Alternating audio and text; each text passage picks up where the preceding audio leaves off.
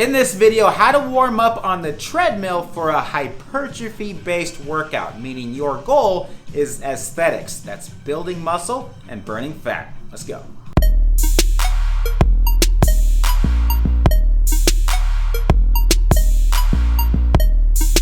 So we're gonna need three things to get started. The first one is gonna be some hydration. I mixed my CGP, that's creatine glycerol phosphate, and pre-workout together. ESP, CGP. The second thing is going to be your iPhone and a pair of noise canceling headphones. Something to make it so that people don't talk to you when you're getting in the zone and getting focused for what you need to do. Also, you're going to need a pump cover, something to get sweaty. So what's our goal right now? There's three things that we're trying to accomplish in a good warm-up. Number one, you're going to want to get your game face on. Get focused, get in the mood, visualize your workout, talk through it with a coach or a workout partner. Number two is to get blood moving through the entire body. And number three is to get sweaty. And on the sweat, here's a pro tip. Keep your pump cover on after your warm-up, even into your first couple sets of your workout until you literally have to take it off because you're just getting too hot. What that'll do is it'll trick yourself into thinking you have more energy because now you're cool and you can bang out your second and third set of your first couple exercises.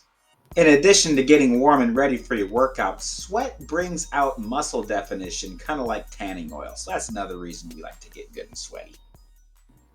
Notice that we're not running. You want the speed and the incline to be fast enough so that at a brisk uphill walk, you should be walking fast enough so that your heart rate is noticeably elevated and you're definitely breaking a sweat.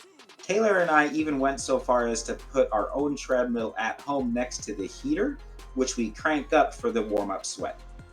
But you don't want it to be so fast that your breathing is out of control. You should be able to take slow, deep breaths, and you should be able to carry on a conversation with a training partner or with a coach. There's three rules that you want to keep in mind. Number one, only one hand allowed on the handles at a time. If you have two hands, it makes the exercise easier. No hands, great if you can do it, but one hand, you're still doing most of the work with your legs, you're still getting blood going through your entire body, but you're not holding on to it and cheating. Rule number two is no HIIT. That means no high intensity interval training, at least not in the warm-up. That's not what we want to do right now.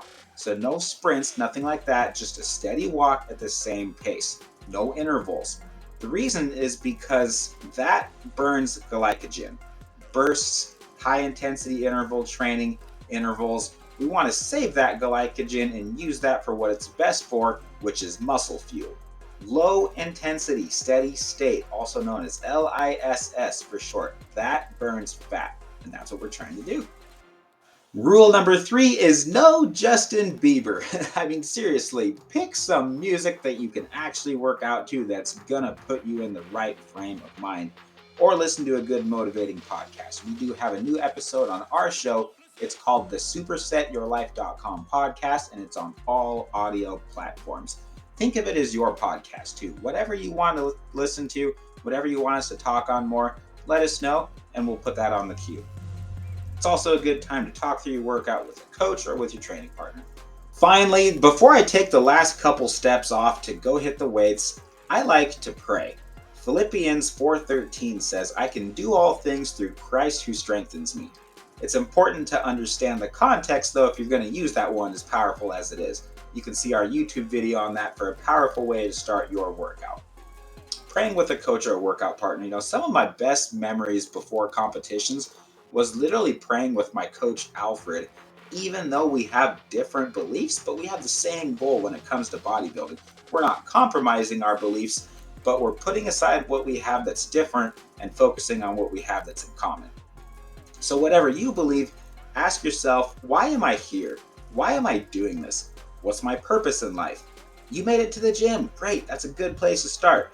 After 10 or 15 minutes now, you should be ready to lift, but not overly fatigued. And remember why you're watching this video. Now go kick some ass.